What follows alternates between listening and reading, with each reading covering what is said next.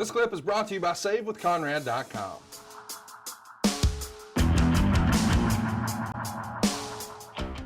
Next up, Nikki Bella pins Naomi in 7 minutes and 15 seconds to retain the Divas title.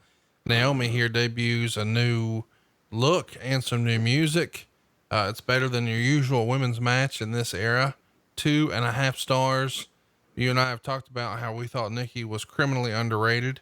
And here we get to see sort of a new side of Naomi. What'd you think watching it back for the first time in 5 years? I remember Naomi went through a period where she really improved. I mean, leaps and bounds, and she was asking questions and learning and getting better. And she's such a sweetheart. All you want to do is help her because she's somebody you want to see achieve and get better and be the best she can. She's a really nice person, and she's a tremendous athlete, and her work had started to come on. And being out there with Nikki, who I've said before, I thought for that particular time, this was before the women's revolution had taken off full bore. Nikki and Brie were both good performers. And I thought they had a very good match. There were no extreme rules, stipulations on it, which I agreed with 100%. And you had a little bit of poetic justice where they had their spot out on the floor, and Naomi came out and kind of kicked Brie just for the reason that she was seeing about her sister, which really wasn't justification to do that. Brie gave it back to her behind the ref's back, and with that Chicago crowd, it was like poetic justice. Okay, forget babyface and heel. Maybe she had that one coming, and they bought the finish.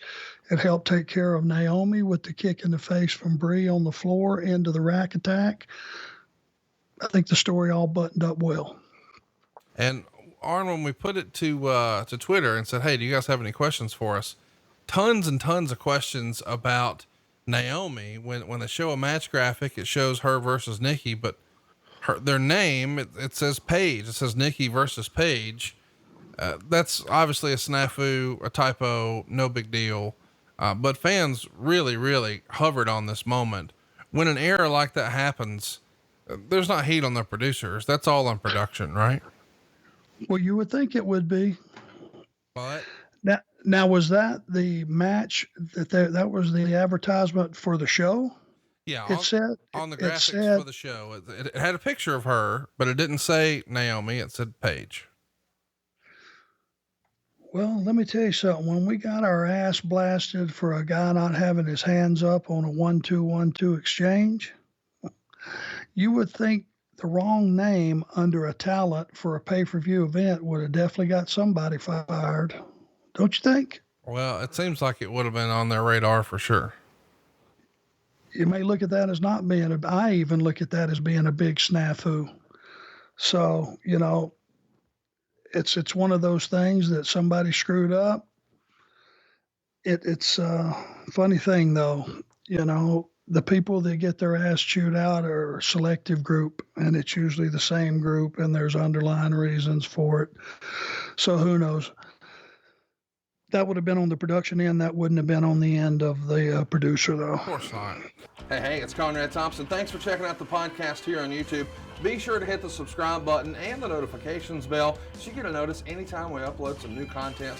And go save yourself some money right now. If you're in a 30-year loan or you have credit card debt, it's not a matter of if I can save you money. It's a matter of how much. Find out right now for free at SaveWithConrad.com.